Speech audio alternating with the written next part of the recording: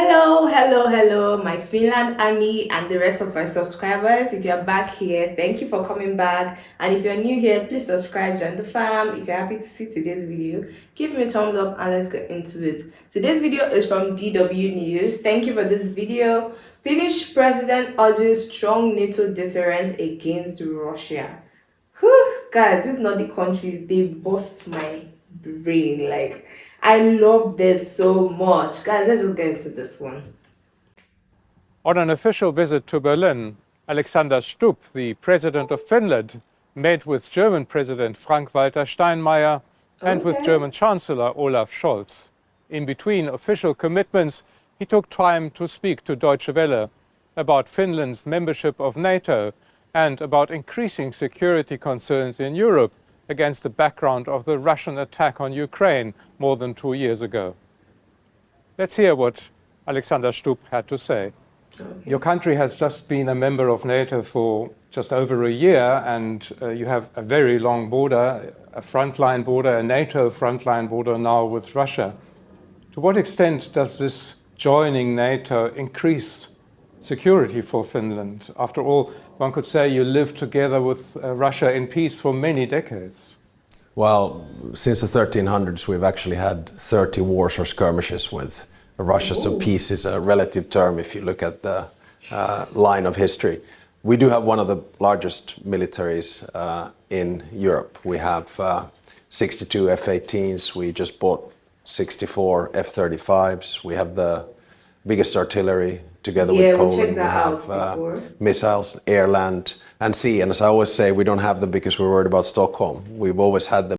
Can we talk about how articulate he is? He's so well spoken. This is so impressive. It's not like I'm shocked. Of course, he would be well spoken, but he's so good. As a deterrent against Russia. What do we give? I think in NATO we are security providers rather than security consumers. And that's the reason why we're able to join NATO so quickly. Final point, we have doubled NATO's border with Russia, 1,340 kilometers of it. And we will do our parts as part of the alliance to fend off any Russian aggression. What is the situation on the border at the moment, also with regard to hybrid threats such as disinformation or bribery, spying? What's happening there at the moment in your relation with Russia? It's relatively calm. We don't see there being a direct military threat at the moment. At the same time, Russia is our #1 security threat. Why? Because it's waging two wars. One is kinetic in Ukraine and the other one is hybrid in Europe. So we are quite well prepared to fend off cyber attacks, sabotage, information wars, and any type of Russian meddling. And we'll continue to see this increasingly. But the most important thing is that we react to it with our allies in a cool, calm, and collected fashion. How has Finland's NATO membership changed relations with your immediate neighbors, with Poland, with the Baltic states? Well, I've never felt more Nordic than I do today. And there's always been a strong value bond between Finland, Sweden, Norway, Denmark and Iceland. But similarly now, I've never felt more Baltic because we all have a common cause. We all have a common threat, which is Russia. And of course, we're in many ways working on that threat together. I think we have increased the security in the Baltic Sea region because, of course, now the Baltic Sea region is also, and the Baltic Sea itself, a NATO lake. This month, NATO, or Germany, opened a NATO command center in the city of Rostock on the Baltic Sea. I think Finland is also involved in that. There's some criticism in Germany that this violates the so-called 2+4 treaty. That was the treaty that prepared the way for German unification. And this treaty prohibits NATO troops being stationed on East German soil. What's your position on that? Well, I don't want to take issue with the interpretation of the German constitution or of any treaties.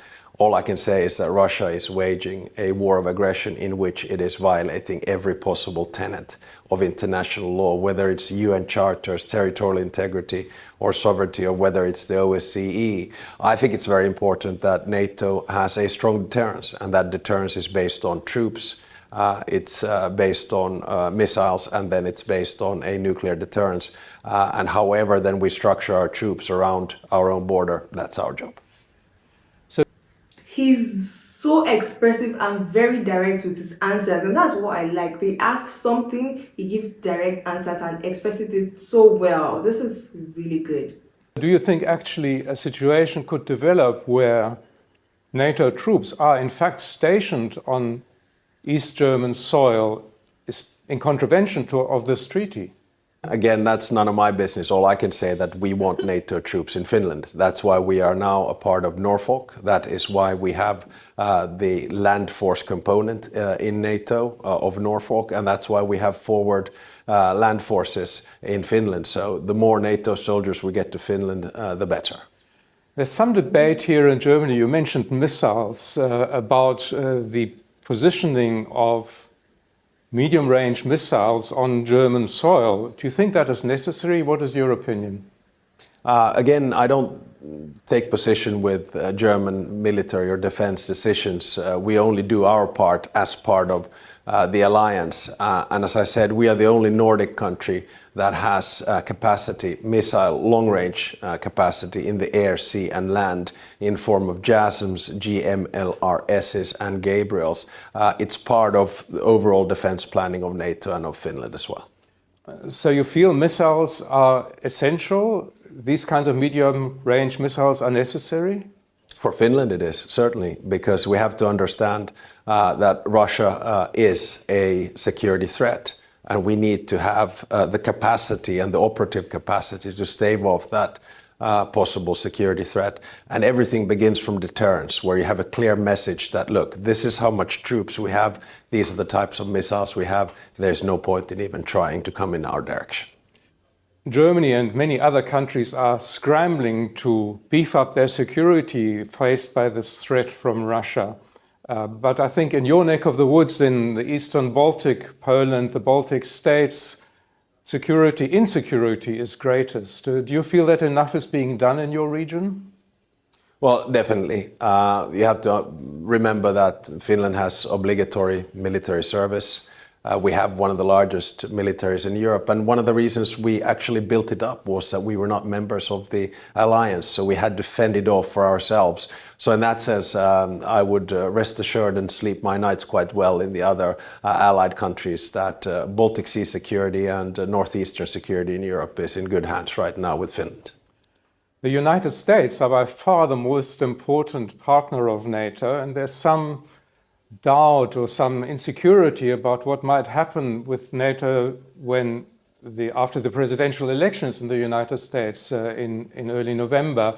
Do you think we need to worry about that? No matter who is elected, whether it's Donald Trump or Kamala Harris, the United States has one aim, and that is to be a superpower. And if you want to be a superpower, and if your nemesis is China, you need allies.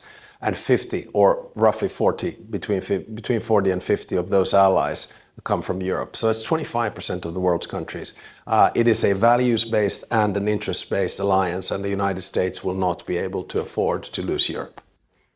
He's answering these questions like he had them rehearsed already. This is how you know someone is smart. Oh. So you're saying no need to worry?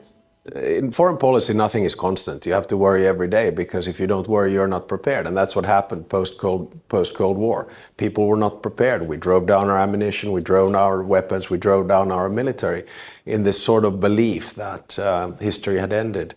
So you always have to be prepared, you always have to be a little bit worried. But as I always say, act in a cool, calm and collected fashion.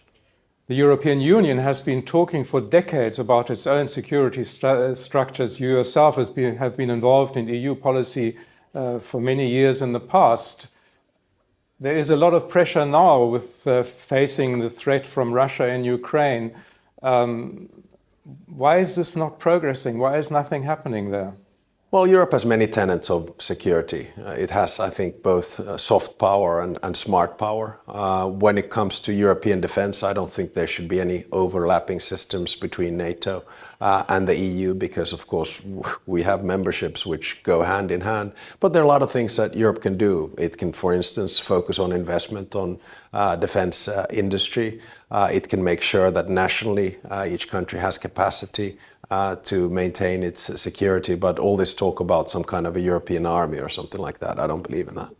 But there does seem to be more urgency in all of this because of the situation in Ukraine, doesn't there? Definitely. I think that's overall. So you should split it into NATO, the EU, and national. And I think what we're seeing right now is a revamp of the defense forces and defense capacities of all European states. And there's a good reason for it. And that reason is Vladimir Putin and the Kremlin and Russia. So how do we get out of all of this? What is the chance of finding peace with Russia?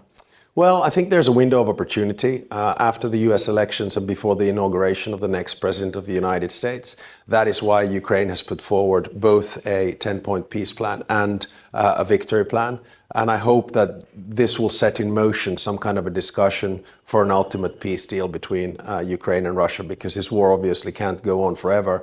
But the best thing that we can do from Europe's perspective right now is to provide Ukraine with the sufficient finance, ammunition, and military material. President Zelensky has been promoting his so-called victory plan in recent days. There's some doubt about that from Western countries, I think. What is your position? Well, probably has many meanings. I mean, one is to say that they want an invitation to NATO, which I think is a good message. At the end of the day, Ukraine will be a member of NATO. When, we don't know, but that invitation will have to be imminent. Secondly, his message is that he needs weapons and he needs no limits with the use of those weapons. And Finland has put no limits to the weapons that Ukraine can use coming from Finland. And then thirdly, he has a message of peace and he has negotiations. We just had one of the 10 baskets on environment being discussed in Finland on Friday and Saturday with the Prime Minister of Ukraine. So I think we're moving in the right direction. So there needs to be a peace plan and a victory plan. President Stubb, thank you very much for talking to DW. Is there anything like being a fan of a country? Because every day I keep seeing reasons to love Finland more and more. What a well-spoken president. This is so good. Honestly, guys, if I was part of any of these Nordic countries, with the way their governments and their leaders, everything is like superb, I would be walking around with shoulder pads. Ooh. And if you don't know what it means to walk around with shoulder pads, it just means I will be so proud. This is so good. I love you guys and your system so much. This video was really beautiful. If you want more videos like this, let me know in the comments. If you have any videos you would like me to check out, recommend them down in the comments as well. If you enjoyed this one, share with your family and your friends. Give me a big thumbs up. Don't forget to subscribe if you're yet to subscribe. And I'll see you in my next video. Bye.